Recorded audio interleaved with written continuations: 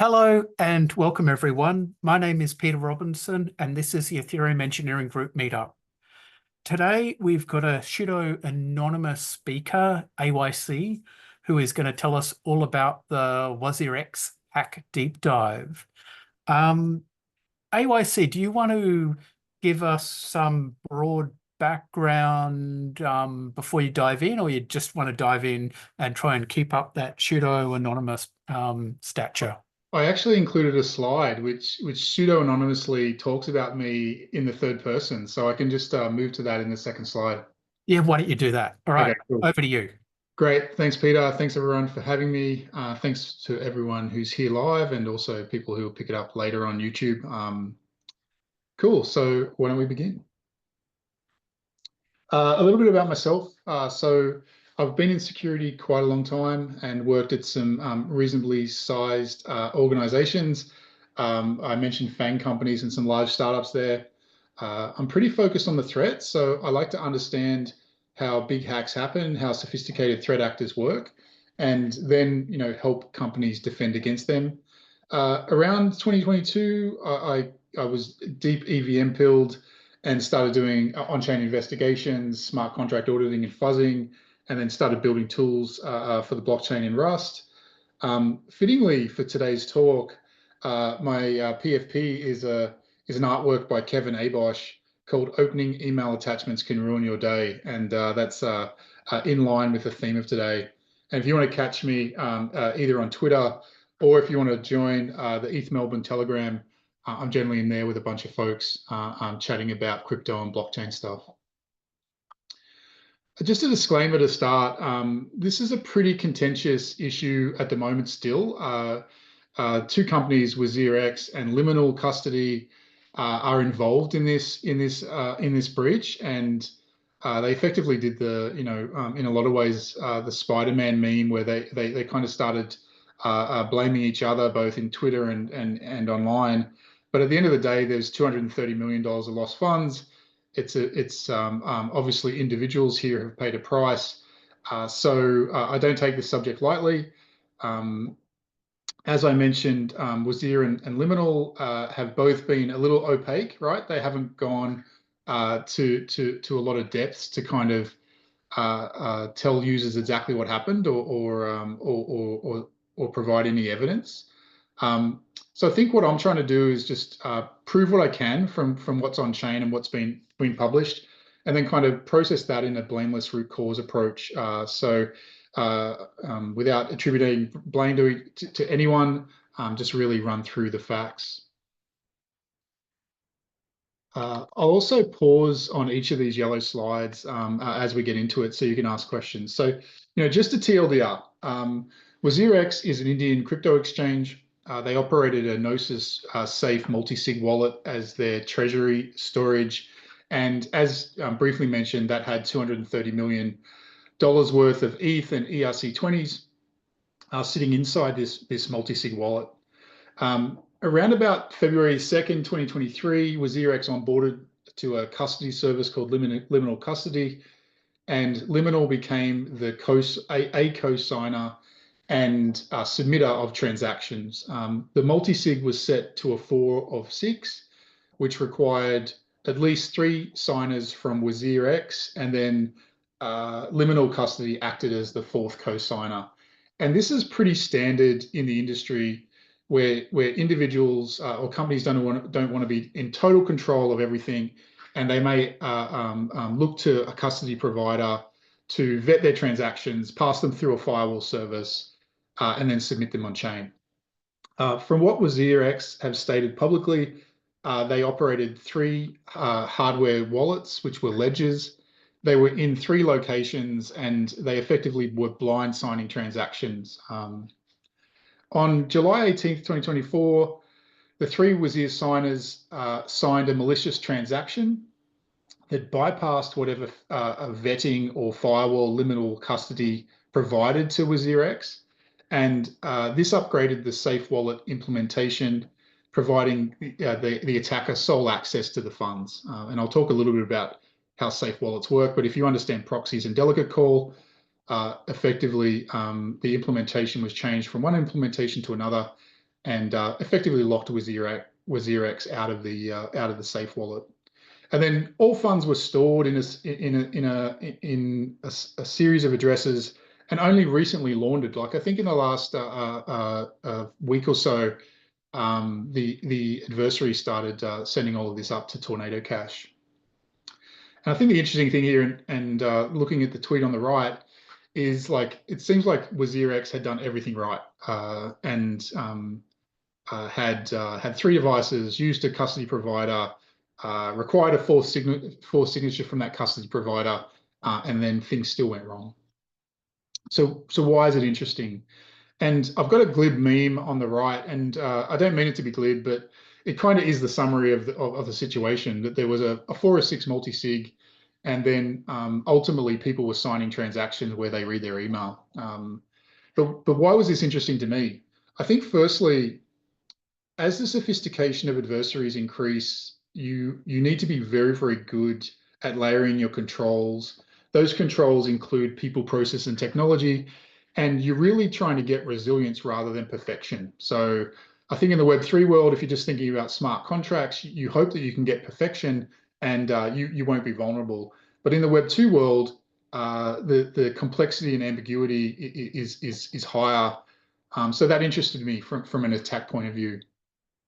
I think with WazirX as well, without what I can tell a security team, um, you know, they thought that they had the appropriate mitigating controls, but were ill prepared when they came up against an adversary like the Lazarus Group. And it's been widely attributed the threat actor that we're talking about here is Lazarus, or you may know them as various other names, but effectively the North Korean actor. At this point in time, neither party knows or will admit that they know how they were compromised. So WazirX is looking at Liminal. Liminal is saying that it's WazirX, and they're kind of pointing at each other. But neither of them have confirmed through evidence exactly what has happened. So it was interesting to stitch together. And like I mentioned before, on the surface, WazirX were doing everything correct. So if you were doing everything right, how did this still come to happen? And I think what was overlooked in the attack is the Web2 nature of it and the stack that WazirX is sitting on, the devices, the emails, the endpoints, malware, browser extensions, software patching, and that's a real kind of kind of mixing pot of all sorts of vulnerabilities and an attack surface. And I think ultimately I wanted this talk to help drive the change in security settings. Anytime that you get new information like you get in a hack like WazirX, you should be thinking about your own security settings and your own security controls. So it should drive change. Okay, let's get into the attack. So what WazirX report in the tweet right up on the top right is that the nature of the cyber attack stemmed from a discrepancy between the data displayed in Liminal Custody's interface and the actual transaction contents. So, and documented in Liminal Custody's interim report, they mentioned three transactions. A victim from WazirX tries to submit a Gala transaction or a transfer for Gala, and that transaction is blocked by liminal custody and not broadcast on chain. A second transaction involving Gala was submitted by a second victim, another WazirX signer. And again, this transaction failed because of checks that Liminal do and was not broadcast on chain. And a third transaction, which was from victim three, a third person at WazirX, a third signer, was passed by Liminal, but then failed on chain. And Liminal provided the signatures from each of one of these transactions. And it was interesting with the report that although they thought they were submitting transactions for Gala, and then approving a tethered a USDT transaction, they were actually doing something slightly different. So how do you make sense of this? The attack transaction, if you look at it on chain, has right down the bottom there, has signature bytes. And if you look at those signature bytes by clicking on view in the decoder, you eventually get something that looks like this, right? And what I've done is I've taken those different sequences that Liminal put out in the report and just highlighted them in the signature text. So we can kind of see that the first one, victim one, provided the hex starting with 8064. The second victim, 3DA. The third victim provided the next snippet, and then lastly, the liminal signer is the very last one down the bottom. So this is a valid transaction that was broadcast on chain, but instead of being a transaction related to Gala, or USDT, it was a transaction that effectively upgraded the Gnosis Safe wallet. And you can kind of reconstruct who signed what. On the left, I've got a snippet of the Gnosis Safe code, which effectively is the exec transaction. And on the right, I've just got some Foundry tests, which take the attack transaction data hash and the attack transaction data, and then takes the signature and recovers the signature. Just note on the very, very right, I've truncated the hex. So if you try and copy and paste this in, it won't work quite well. But I think what's important is that it's true what WazirX thought they were signing was not the ultimate, was not what they were signing. They were ultimately signing an attack transaction. And if you see these commented code on the right returns this address starting with 0xD8, 0x9AF, and 0xFA. These are all the individual victims, victim 1, victim 2, and victim 3. So what's happening here?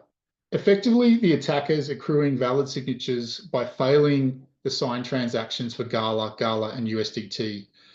The WazirX employees think that they're signing these transactions, but they're never signing those transactions at all. They're ultimately signing the attack transaction, which is the upgrade vault and a nonce of 1718. I'll go a little bit more into that later. So this is entirely consistent with WazirX's post that what they saw in the UI in relation to Gala, and USDT was not ultimately what their ledgers were requested to sign. So they weren't phished by any kind of single transaction. Their ledgers were given the wrong data to sign. So there's something sitting in between the liminal website and the ledger device. And in kind of Web2 security terms, we would normally think that there's something like a man in the browser or a man in the middle.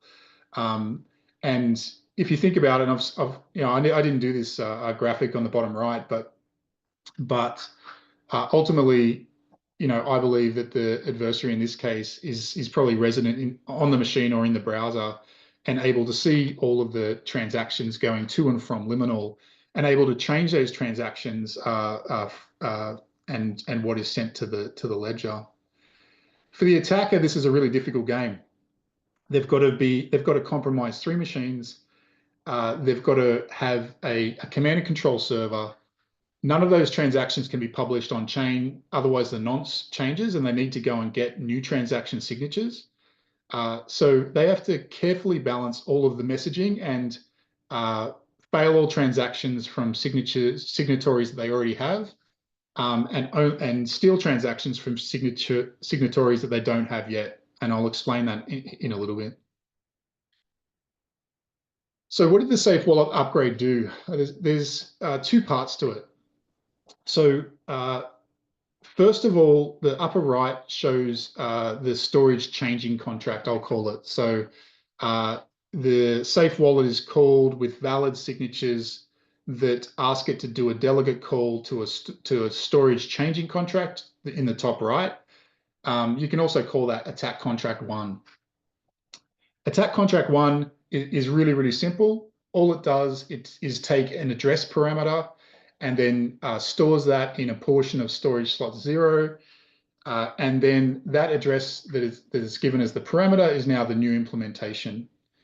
The second attack contract, which is the new implementation that was just changed by the attack contract 1, has a little bit more functionality in it. Firstly, It's restricted on who can call it. And in this case, you can see the address there ending in 8066. And it has functionality to withdraw ETH and ERC20s from the proxy contract. So once the Safe Wallet implementation is changed, WazirX lose all access because the proxy is obviously the holder of the funds. It points to a new implementation which has a different access control system, and there's absolutely no way for WazirX to recover or get access to it. And just to kind of run through the attack transaction, the to field here is the storage contract or the contract to call. The operation set to 1 means the safe wallet should do a delegate call. If it was 0, it would be a call.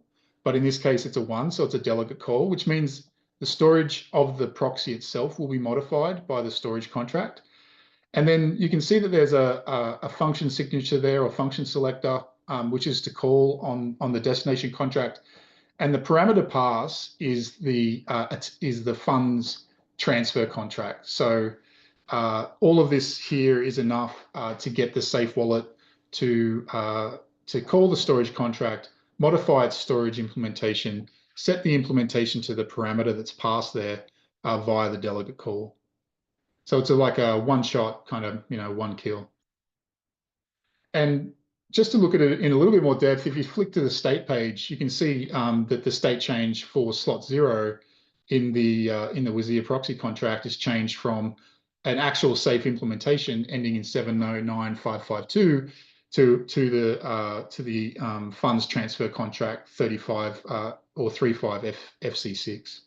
So we know that this is the case. I then was really interested in, like, how did Wazir make it easy for the adversary, or what would have made it easier for the adversary? And I went back and looked at all 1,718 transactions that Wazir had ever done on this safe wallet. And I then went and tallied all of the different signers and what keys signed what transactions. And you can see from the distribution on the right that Wazir was dominated by 3 signers. AF0, E34, 28B. 372 is the liminal cosigner. So if you think about it, the adversary only needed to compromise 3 Wazir, the 3 Wazir dominant signers, and then somehow find a bypass in liminal. And this brings up an interesting point that just from a kind of game theoretic point of view, it was cheaper for the adversary to compromise liminal than it was for them to compromise a 4th WazirX signer. So the way that the multi-sig worked is any of the WazirX signers could sign. They have 5 of the 6 owners, but they generally sign with 3, and then liminal submits the last transaction. So in that case, it was obviously easier for the threat actor to compromise liminal than it was to go and get a 4th signer. And that kind of plays out a little bit if you look at the last known signature of each transaction for each of the signers.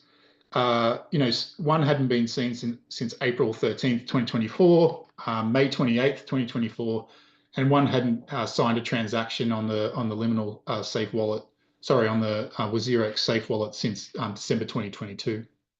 So this multi-sig was set up for availability, not for dealing with adversaries, because the entropy is low. And I may cover that a little bit more, but also happy to pause it for questions on the next yellow slide. So how do you recover the signers? So what I built, I just built a tool that looked for an event. It parsed every 10,000 blocks from when the Wazir safe wallet was created to the attack contract. I looked for a particular event, which was execution success, but obviously encoded as a hex value. As I found each transaction, I could go and grab the nonce and the threshold values from the block before, so that I had before they had changed, a representation of them before they had changed. Then I could calculate the safe transaction hash and the safe data hash, and I could pass them as parameters to a custom contract I wrote and deployed on an Anvil fork. And I could copy the transaction hash, the data hash, all the signatures, and the threshold, and that includes the nonce, and then it would spit out all of the signers. So I was able to kind of fork a valid function from the safe wallet called check NS signatures that did not emit who signed what contracts. And I could submit all the same values to a slimmed down version that effectively just sent me an address array of all the signers. And this is an interesting technique to if you're ever investigating a safe wallet to understand does it have dominant signers and whether or not it's potentially vulnerable to attack. It was also ended up being a great technique for me to enumerate some of the adversary's attack infrastructure as they tested before compromising Wazir. And the output just looks something like this. So it goes through 718 transactions and then gives me the nonce and gives me uh, how many signers or the threshold at that point, and then it gives me an array. And really what you can see from this wall of text is that for hundreds and hundreds and hundreds of transactions, only the 3 signers of Wazir were seen with the liminal cosigner. So it's pretty low entropy. I'll pause for questions there quickly before I talk about the liminal firewall. Does anyone have any questions? Okay, I've got one. So there are 6 WazirX keys, 1 liminal key, and the threshold is 4. Um, so it's really so did the liminal key have to be one of the keys, or could you have compromised 4 WazirX keys and submitted something? Exactly. You could have operated this wallet without liminal, Hmm. and WazirX had 5 keys, liminal had 1, and you could have with WazirX solely without liminal at all, you could have submitted the same transaction. Hence that assumption I made, which was it was easier to use liminal than it was to go and compromise a 4th WazirX signer. Yeah, yeah. So, but I mean, you were saying around the entropy and around having the same people sign all the time as being a problem. I would have thought, I mean, the big problem I would have thought you'd have is that the people who say only signed 1 transaction, they'd be lucky to know where their ledger wallet was, much less how to use it. But I wouldn't have thought having them be a passive, like passive and available to sign, but never sign. I'm not sure why that's a security problem. Yeah, I think what I'm asserting here is the higher the entropy, so the more signers that sign more often, Hmm. then the threat actor has to think about compromising more of the signers. So, for example, let's say I slightly increase the signing pool. I can incorporate 2 new signers. So I make it something like a 5 of 8 or a 6 of 8. And then I randomize the selection of those signers when we need to sign a transaction. Instead of just having to compromise the minimum of the quorum, the threat actor has to think about compromising almost all of the quorum. Oh, okay. So you're saying, yeah, because they had to be able to um, get a malware onto the laptop of the particular party who was going to sign. Um, I guess yeah, and that's it, isn't it? That you've got to get malware, and then so that then they aren't seeing the right thing when they're signing. That was it, wasn't it? Yeah, that's right. Yeah, okay.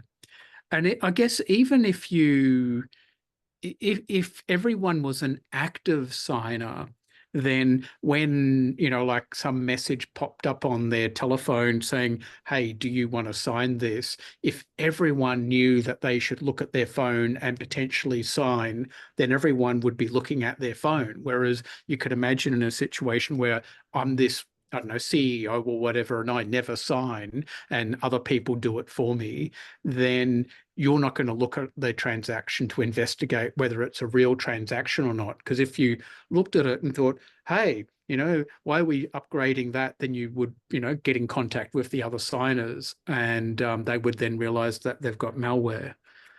Um, Yeah. There's a couple of questions in the chat. Firstly, one stating that it's phishing. So uh, I'll go a little bit deeper into that. There's definitely something that is modifying the transactions, but it's not what we would traditionally call a phishing or a phish. Like generally, a phish is they go to a different website and or they're given a link to click on, there's evidence that suggests that it's not a phishing link or a phishing website. In fact, WazirX were pretty vocal about the fact that they bookmark everything and that they were talking to Liminal, and this is true as well because Liminal ultimately submit the transaction on chain, so it's not submitted by some unknown address. And there's another question in the chat saying that WazirX have claimed that there was no device compromise. Well, we'll go deeper and ultimately, this attack only affected WazirX. It didn't affect any of other Liminal Custody's customers. It could have been supply chain in JavaScript, but if you had the ability to compromise Liminal's JavaScript supply chain, then you would have gone after more customers and not just a single customer with WazirX. I'll dive a little bit deeper into some of those topics as well. So let's go through the what WazirX expected from Liminal. You might have noticed a little bit earlier that the signature from Liminal is slightly different. In fact, it's not a signature on the transaction. They're required to just be the message sender and be the submitter of the transaction. So when you think about signers, the way that this safe contract works, the safe wallet works, is that WazirX are effectively signers here. They sign the transaction with a hash, but Liminal don't. They say that their V is 1, and you can see the 1 right over there on the right. And then the address that they provide is their address, and they just need to be the message sender.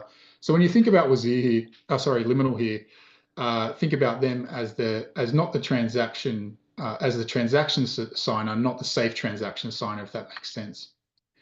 But there's real conjecture here as to what role Liminal should have played. And the highlighted text in the top right is what WazirX feel that they should have been provided from a custody service. So they had a policy at Liminal that whitelist destination addresses for enhanced security. Only those whitelisted addresses should have been targets of destination transactions. Lower down, Liminal state that after all the authorized transactions have been received, then Liminal provide the final signature. And the transaction was crafted in such a way that fields used to verify the policies were using legit transaction details. So straight away, WazirX are thinking that why they onboarded to Liminal custody is they're going to get all this protection and they're going to be able to whitelist addresses and then only talk to those whitelist addresses. But we've already seen from the attack transaction that they were able to talk to an arbitrary destination address that obviously wasn't going to be in the whitelist. And they were able to provide that address arbitrary call data, not just what you would normally expect for a transfer, for example. And there's also a little bit of interesting data from Liminal's, both the middle and lower text on the right are both from Liminal's interim report. They state that they rejected a number of transactions because the safe transaction hash was not computed properly. These are the two Gala transactions, but the third transaction was a USDT transaction, and it may not have been inspected. And trying to stitch that together is that firstly, the Liminal firewall or vetting should have actually protected WazirX from them having the worst day possible, right? They've got 3 signers, they use a custody service, they feel like they've got whitelisting or allow listing, that they shouldn't be duped into signing a transaction. So even if they signed that attack transaction, Liminal should have picked it up and said, hey, this is not going to a whitelist, this is to a function selector that is not a standard transfer function selector. So we're just going to block this transaction. But obviously there's a difference between what WazirX's mental model and Liminal's mental model. And the crafted in such a way is such an interesting statement. And there obviously is a difference between what was provided to the API at Liminal in terms of the transaction settings and what was provided via the data hashes. So there's a discrepancy there where I believe they were able to use the USDT transaction to submit it a second time with the transaction hash and data hash of the attack transaction. So it's only a guess, but because the USDT transaction may have been in a different state, and I'll run you through this quickly, the logic of it. If liminal custody only compute the safe transaction hash and data hash on new transactions, then this would make sense for why the Gala transactions were blocked. The Gala transactions are submitted, but the man in the browser or the adversary is able to get the ledger to sign a different transaction hash and data hash. When that gets to Liminal, they compute the transaction and data hash of the safe wallet. They compare it to what was signed and they don't match. So the two Gala transactions fail off chain. And it's likely that USDT was a transaction sitting in the queue that had already been vetted by Liminal's vetting service firewall. And the last signature was the signing of the USDT transaction. What that may have allowed, and the logic may be that if you're already in the queue and you've already had the transaction and data hash computed and checked, then we don't check you on outbound. So this may just be a logic error at Liminal. Either way, there's a bypass here where either the USDT transaction or some other bypass was able to have the attack transaction submitted to Liminal, and Liminal dutifully then went and added their signature and submitted on chain. We don't know, and I did ask on Twitter, but Liminal Custody have never explained what some of those clauses mean, and they've never been transparent around why the Gala transactions failed off-chain, but the USDT transaction failed on-chain, and whether or not there was a bypass in their allow list by leveraging a transaction that was already in the queue versus new transactions.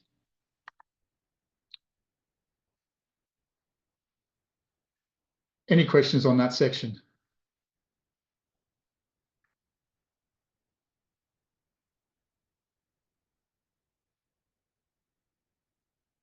Okay, so this targeting is pretty open source. So why were they targeted? Well, firstly, 230 million. It would have represented all of the WazirX Group's stolen transactions in 3 years. I might just pause actually. There's a question as to why would you use Liminal in the first place? What do they do exactly? And the idea of using a third-party custody service in a case like this is that they should provide that transaction firewall or transaction protection, so that even if you had all of your wallets compromised, you still needed that custody service to give it approval. So normally what happens with custody services is you go in there and set up a number of allow listed destinations, and you'll only allow transfer to those allow listed destinations. So think about a wallet where it has 230 million. What you might have is a different wallet which you're only allowed to send 10 million to, and that's the one you operate with day to day. So you kind of spread your risk around. Instead of doing everything with the big wallet that has all the money in it, you normally have a bunch of allow listed addresses that you can transfer operational funds. And normally what would happen is you'd queue up these transactions, and then each signer would get a message to sign, and then they dutifully come in and provide their signature to the transaction.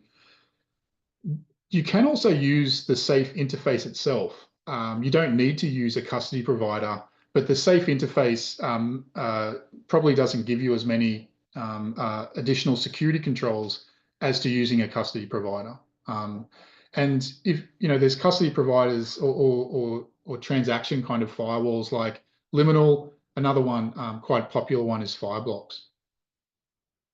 So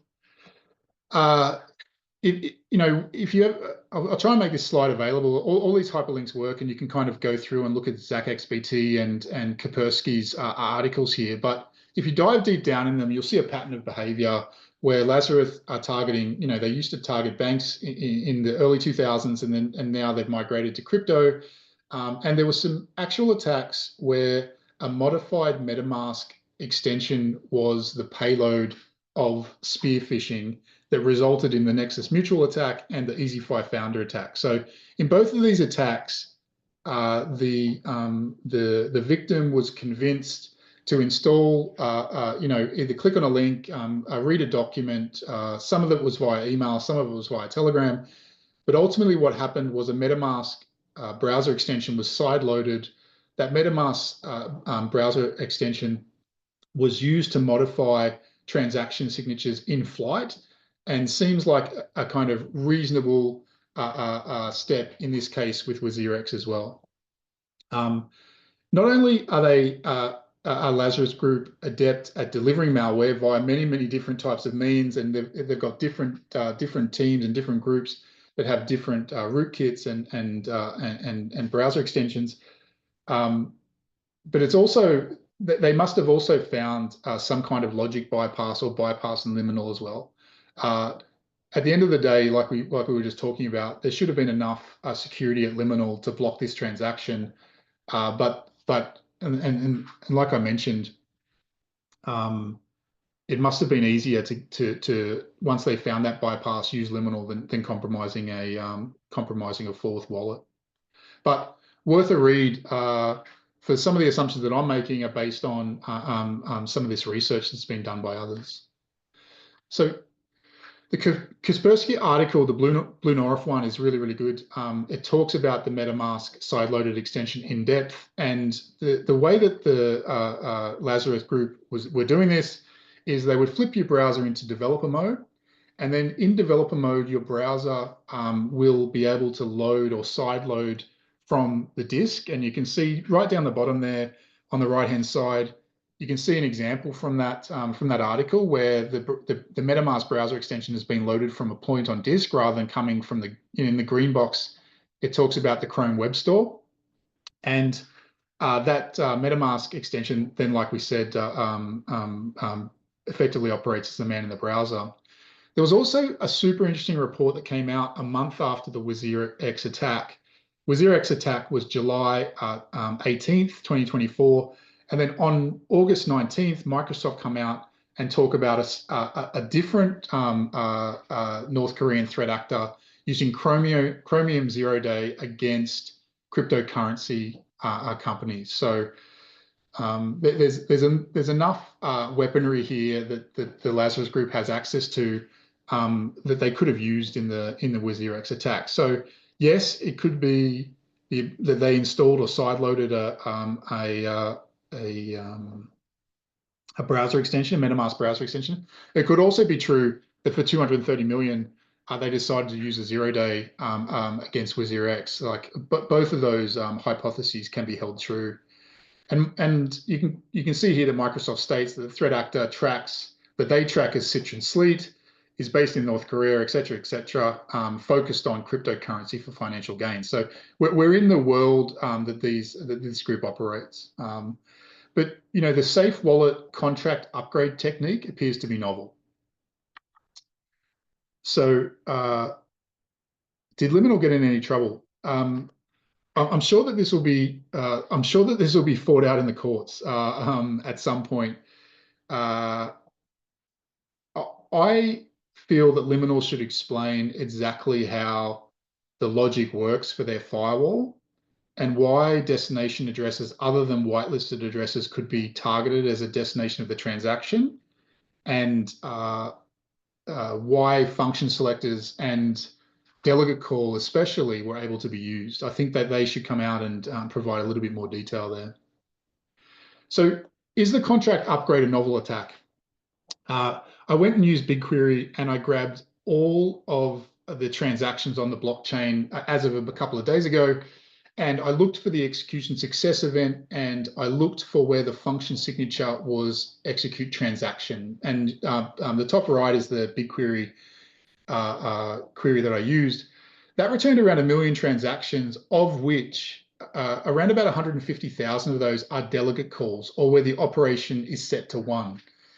If you go and decode all of the call data in the data passed to the Gnosis Safe Wallet, there's around 21 transactions where the function's signature or function selector has only been called once or twice. So 14 function selectors only called once, 21 function selectors had been called twice. So I kind of went through this long tail to find whether this attack had ever been done before, or whether WazirX was the first time it had been done. So remember, I can look into the to field of the decoded call data, and I can then go and check it on Etherscan and understand whether it's a verified contract or not. And ultimately, where I got to out of 1 million transactions and 145 or 150,000 delegate call transactions is that there were 3 contracts used as the destination in the to address, and all 3 of these were related to the WazirX attack. So I believe this to be a novel technique, never done on chain before. So let's go through that a little bit. The attacks on July 18th, the adversaries are performing tests starting on July 5th. So we know that around about July 5th, they probably had a good indication that they're going to get either the 3 WazirX signers or they've found the liminal bypass. But in July 5th, they start practicing 13 days before the attack, and also 4 days before most other investigators have talked about. And I'll talk about how I found that. Most people talk about Lazarus Group started testing on July 9th, but they actually started testing on July 5th.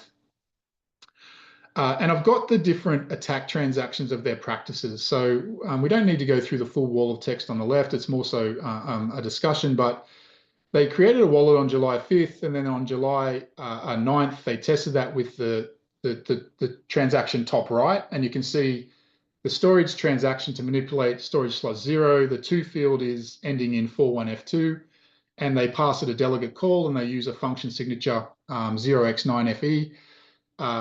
And then they use the very similar storage contract again, but this time a different, if you look at the data field right at the end, they use a different funds transfer contract. They modified their error handling slightly in the contract between these tests. And they did one other interesting thing is both of these tests had function names called withdraw ERC20 and withdraw ETH. And by the time they did the actual attack transaction, they used function names that no longer resolve to well-known kind of 4-byte function selectors.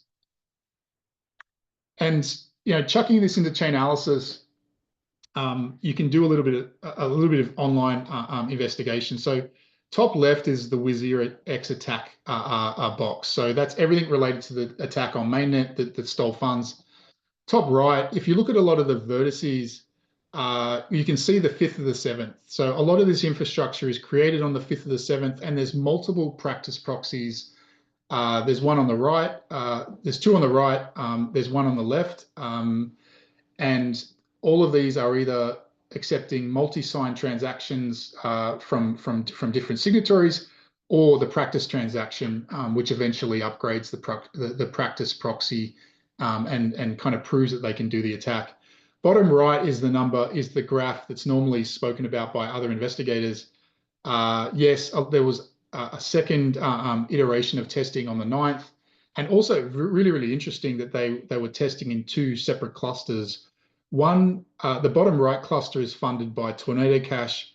The top right cluster is funded by Change Now. So this may be 2 sets of groups, but they do overlay a little bit. You can kind of see that green arrow pointing between the 2 clusters on the right-hand side, where the same actor is interacting with both test proxies. The top left is the actual attack, all fresh addresses, all funded by Tornado Cash. You only get a bit of a glimpse into the practice and test infrastructure on the practice contracts. I'll just zoom into each one. Top right, sorry, it's a little bit fuzzy, but these are the practice contracts starting on the 5th, funded by Change Now to the distributor of funds. You can see right in the middle there.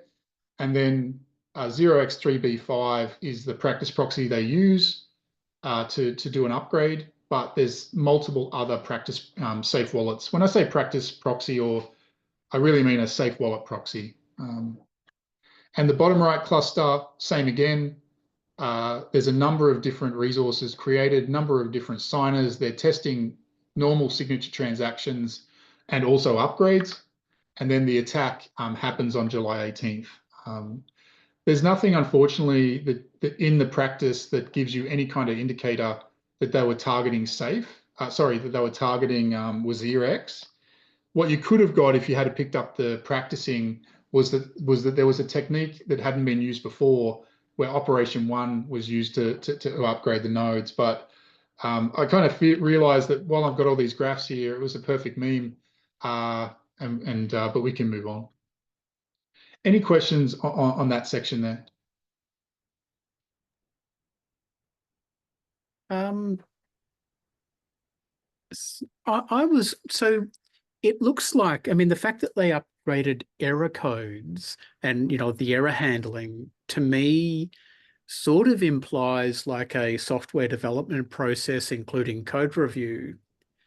Um, is that your read that, like that they wrote some code and then they thought, oh, we should, went out for code review and then they upgraded it or fixed it up or? It could be like there was a little bit of error handling on the return of call. You know how when you return call, you normally want to test for success and you want to test for the size of the bytes that are returned. Yeah. It could be an iterative process by one group, or it could be multiple groups that had the same kind of base contract to start with, and then one of them might have slightly changed it. Either way, they're very similar to the actual attack contract, except for the change in the function selectors. And there's another question here is like, could they have practiced on mainnet? On testnet? And they could have. In fact, I did check Sepolia to see whether they had done their testing there, but in this case, they tested on mainnet. And I can only assume that it's easier for them to get non-KYC funds on mainnet than Sepolia, but that's just an assumption. Yeah, I would have thought getting stuff on Sepolia would be very simple. Yeah, yeah, like maybe they don't want to connect to a faucet and have MetaMask and who knows? But they chose to test on mainnet or test in production, which was kind of funny. Yeah, yeah, and not like if they were using modern tools like Forge, Foundry, they could have done fork testing, which could have, sure. I mean, I guess you'd still maybe want to do a one last check on chain, but you'd think you could do an off, go 99.9% of the way just using fork testing. Yeah, I think that's actually a really interesting point. Is most white hats would probably do this in Foundry and then maybe on a forked version of Anvil. But yeah, they went straight to prod. Yeah, yeah, which might indicate their tooling as well. Because like I know for myself, you start say getting used to using say truffle or just just raw scripting of your Solidity stuff, and then the new tooling comes out. And do you go to all the effort of learning all that new tooling, or do you just keep on persisting using the old techniques for a little bit longer? And yeah, I wonder if maybe they haven't upgraded because they know they've got a whole tool set which relates to the past, but now they're missing out on fork testing. Yeah, it could be that. Like generally with adversaries in the Web 2 world, they'll stick to their tools that they know until they're required to innovate. It's just economies of scale in some ways. If defenders don't force them to elevate their cost, they generally won't. Yeah, yeah. All right. Well, thank you. Are there any other questions on this previous section?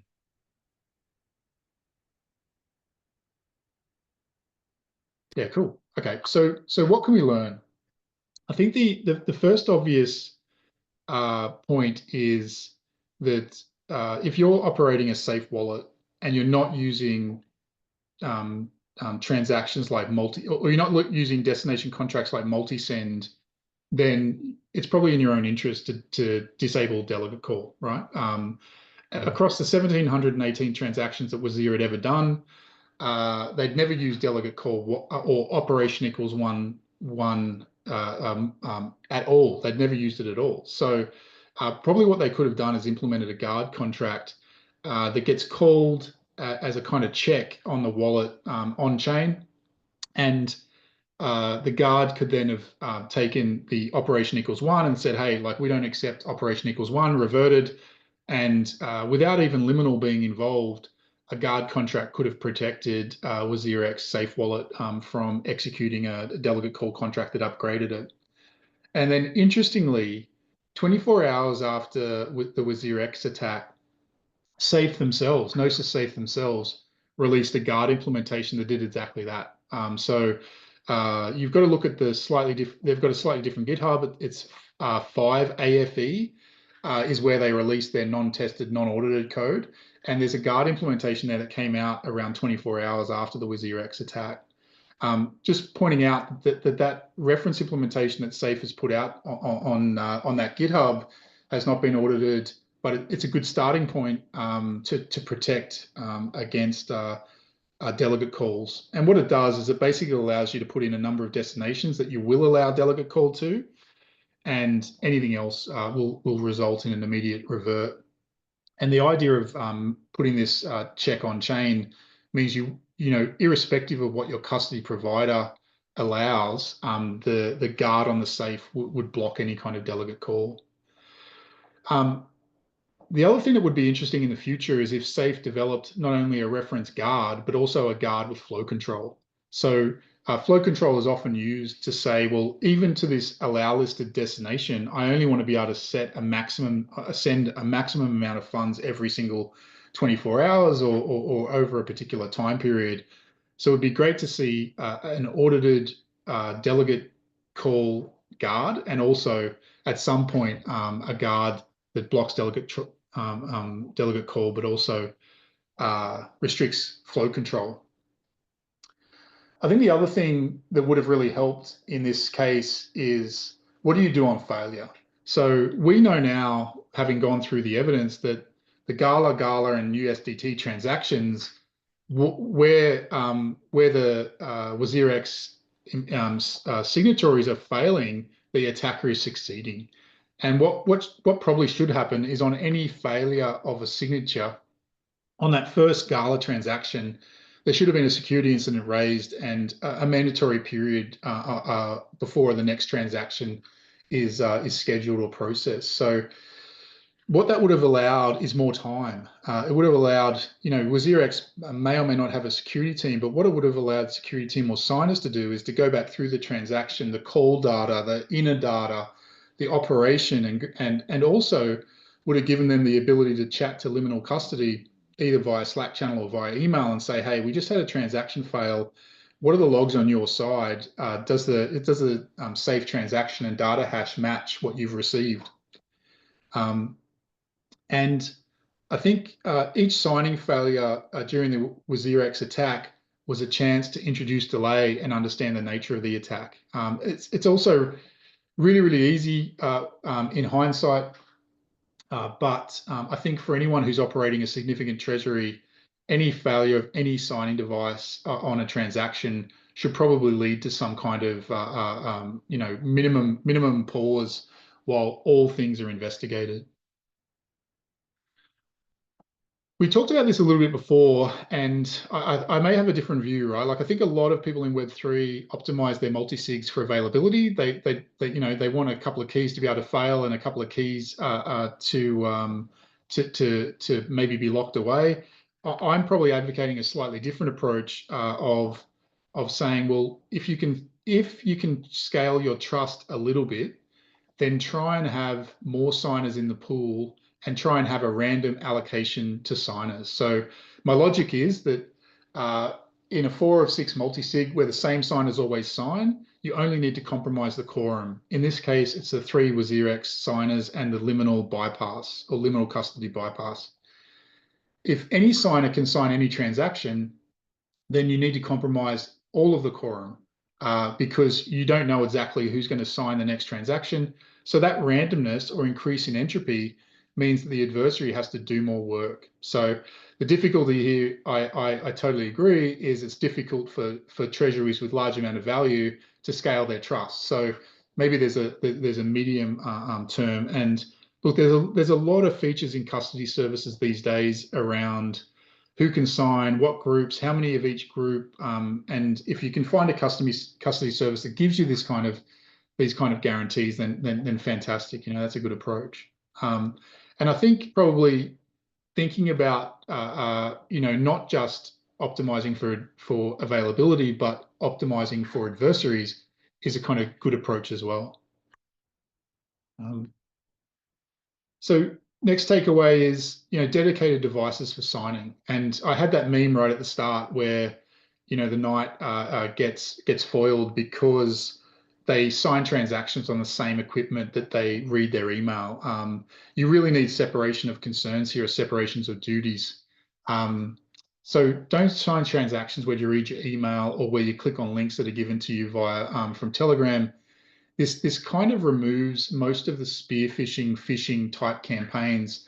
And I've kind of noted there, use dedicated devices for signing, or just use an iPhone, right? And what I mean by that is that 0-day bug prices for a compromise of iPhone are considerably more than 0-day bug prices for operating systems like Windows and Mac, right? So there's a reason for that. Is that the code signing apps, secure app stores.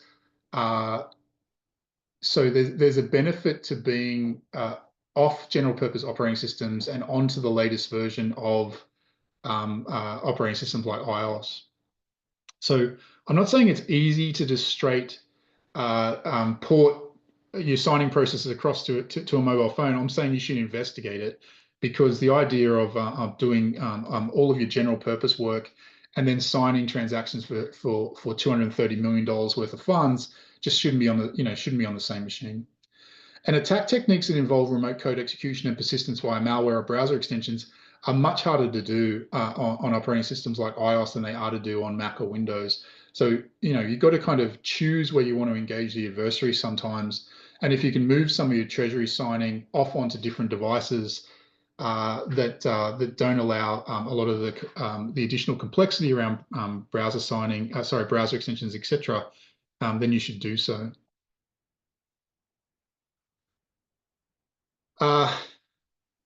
If you're not going to do that and you're still going to use the same browser that you interact with everyone via email and via Telegram, then you really need to implement a managed browser. And there's a lot of these protections we've talked about today.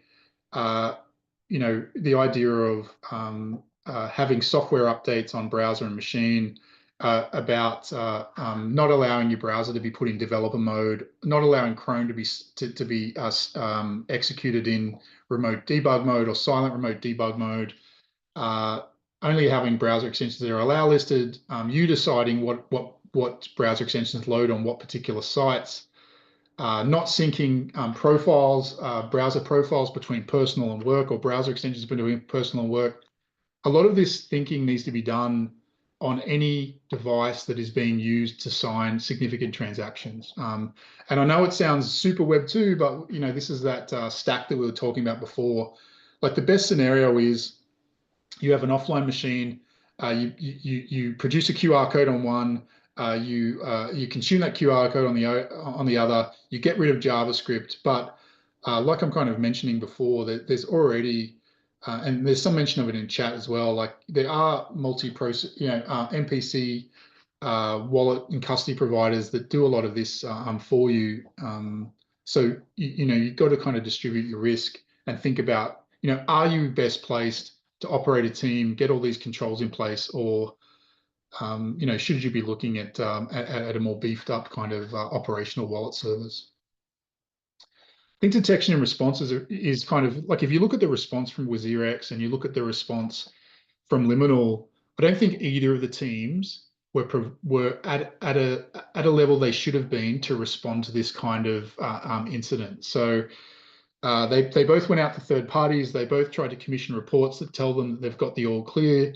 But ultimately, a lot of this ability they should have been able to kind of take care of themselves. So, did they have security teams? Were they appropriately staffed? Did they have the right tools? And I've just got a bunch of things, mentioned on the right, like endpoint detection software, anti-malware. Did they have things that could detect command and control? Did they have real-time response capabilities so they could collect evidence before the adversary may have erased it or got rid of it? Were they upgrading their machines? Do they monitor session theft on high-risk apps like liminal custody? There's a bunch of things that a good Web 2 team would do. And that's probably a point as well, is a lot of crypto companies are handling huge amounts of value, but do they have security teams? And do they have security teams that can move between Web 2 and Web 3? Like, really, this attack is a Web 2 attack. It's ultimately getting resident on a machine where you can manipulate signers and then find a vulnerability or a bypass in a custody service. Potential, that's the assumption. Um, you need security teams that can blend or move between Web 2 and Web 3. So that brings me to the end, and there were a couple of questions in chat that I might handle first, and then maybe open it up to the rest of the questions. So, yeah, would a MPC wallet provider be safer than Gnosis? What do I think? I think there are some really, really good wallet providers out there. And I like the idea of the signature coming from Face ID and the phone to remove JavaScript out of the entire supply chain for signing. So I think Gnosis Safe Wallet is a really good wallet, but the problem is it ultimately relies on something like MetaMask or Java. You don't have to use MetaMask, but it does rely on JavaScript executing somewhere, and the provenance and supply chain of that JavaScript and the ability to manipulate it via browsers in debug mode or browser extensions. So I tend to agree. I like the idea of taking all of those risks away and then having a wallet that pings you on the phone, and you have to there's also risks to that as well, but it's a good start. Are there open source or decentralized versions of liminal custody? That's a really good question. I don't know. So maybe that's something for any other commenters. I haven't seen any in my investigations. There's another one here that ECDSA recover should only be used for low security things like login. It shouldn't be able to use for high security things like upgrade contracts. Yeah, that's it. That's an interesting point. Is first of all, Gnosis Safe uses EIP 191. So it effectively doesn't give a lot of information to the signer that in relation to the transaction details. So if you're familiar with EIP 191, it's effectively the lowest kind of level of signing that you can provide. Whereas, most things these days give you a kind of richer interface in MetaMask, where, they kind of supply the information as JSON, and you might have been able to go a little bit deeper into the transaction. But definitely we're requiring signers that have the trust in an organization to also be super technical to be able to debug call data. Like, we've got to fix that in wallet technology and I think multi-sig wallets over time. So that may also be a reason to use MPC kind of wallet infrastructure. Yeah. Any other questions while I'm paused there?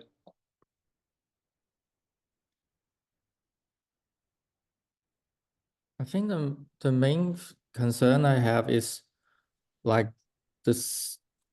It should have the nonce, like you're signing for a nonce, like different transaction with different nonce. That how can it be able to reuse for a different transaction with a different nonce? That's a security concern for me.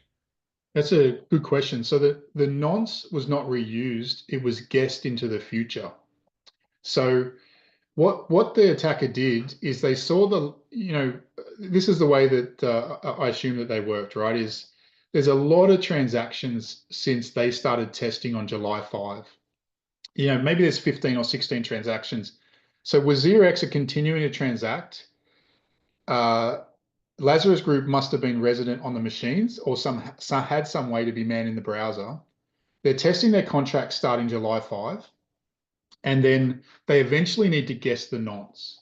So this is where the C2 comes in, is they had to have up-to-date information, either, obviously from the blockchain, but also from potentially something like a browser extension, that at nonce 1717, they knew that they were then going to schedule that's when they were going to run their attack. So after the transaction with nonce 1717, that's when they craft the safe transaction hash with nonce 1718, and the transaction hash and data hash are for the contract upgrade. So they have to guess that 1718 is the next nonce, and they can do that by checking it on chain. And that's why it was really important for the Gala transactions, for no transaction to be successful and bump the nonce until the attack transaction had executed. So if any other transaction had somehow been submitted, upgraded the nonce, then the attacker needs to then guess the next nonce, which is 1719, and get new signatures for the transaction hash and the data hash. Does that make sense? Yep, that makes sense. Yeah. Yeah, so yeah, no nonce reuse here. There was a nonce 1718 used in the failed USDT transaction, but because it reverted, the next nonce was still 1718, and that was the attack nonce.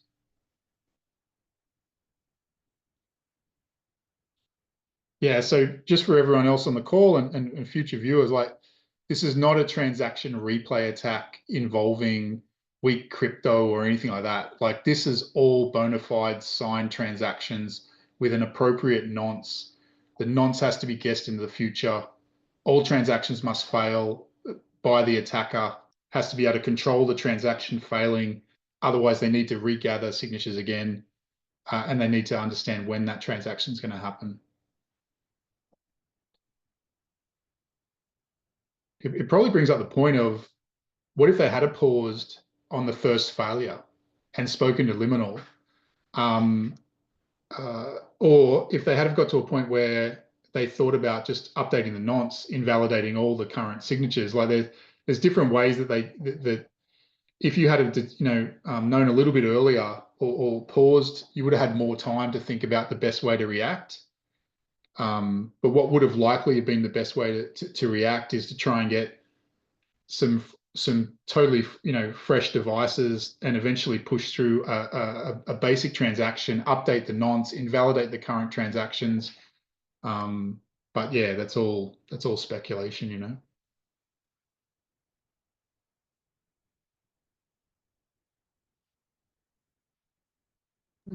So I've got a question for you. So in the organization that you work in, I assuming, if assuming it's got a big treasury, do people have, say, two computers, one's for their day-to-day web surfing, answering email, talking on Telegram, etc., and potentially being spearphished? And does the other computer is for transaction signing, or how do you do it in the organization that you work for?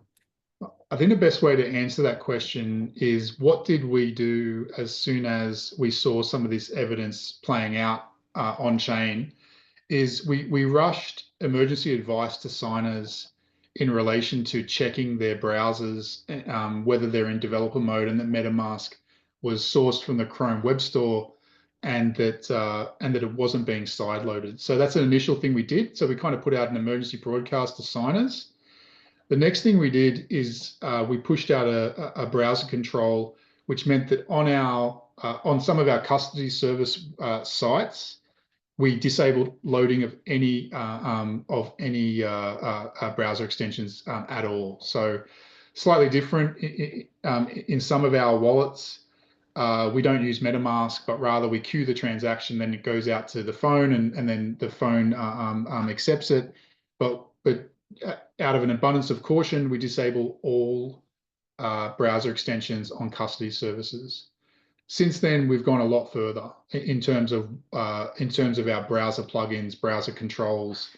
So now for the entire organization, we disable debug mode, and we don't allow the side loading of browser extensions, and we disable browser extensions that ask for particular permissions. So there was some stuff that we did immediately, and then there's more stuff that we're doing over time. That's why the guard contract is super interesting to us, we'd really love Safe to come out and have like blessed audited versions of a delegate call guard and a delegate call flow control, because then we would immediately implement those on some of our Safe wallets. Yeah. And people from Safe as a company, as an organization, if you're interested in doing a talk, please get in contact. And I'm sure I'll find a slot for you. Are there any other questions?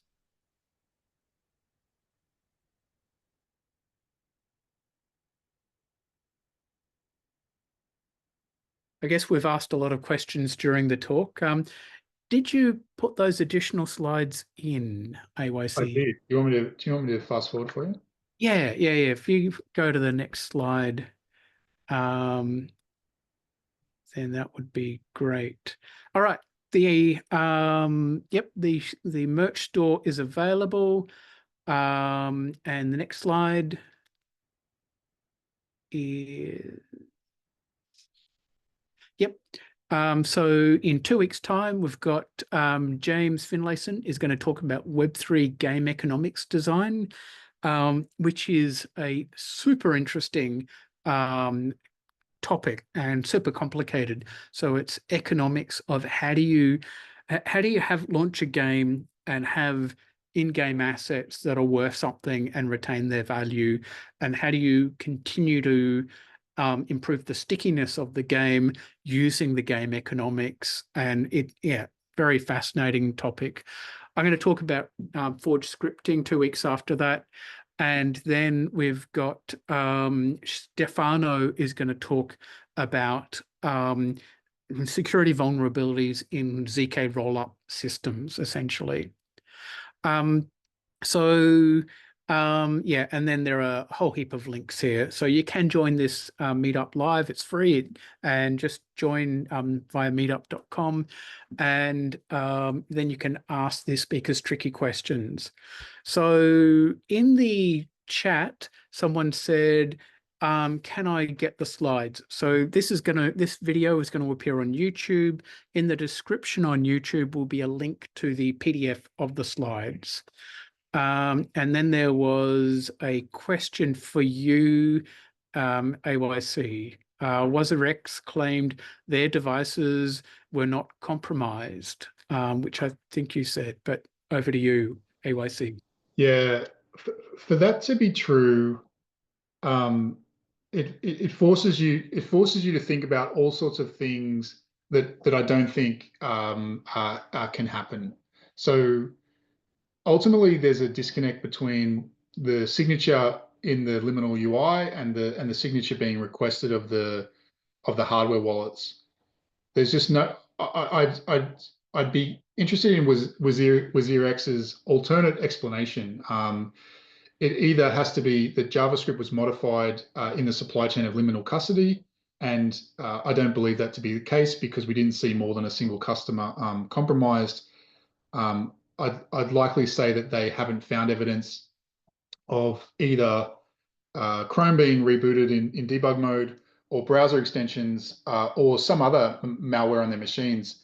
That doesn't mean that doesn't exist. So I'm almost certain that these three signing devices were compromised. Yeah, that makes sense to me. Look, thank you very much for this very in-depth and very interesting talk. To everyone, see you in 2 weeks' time.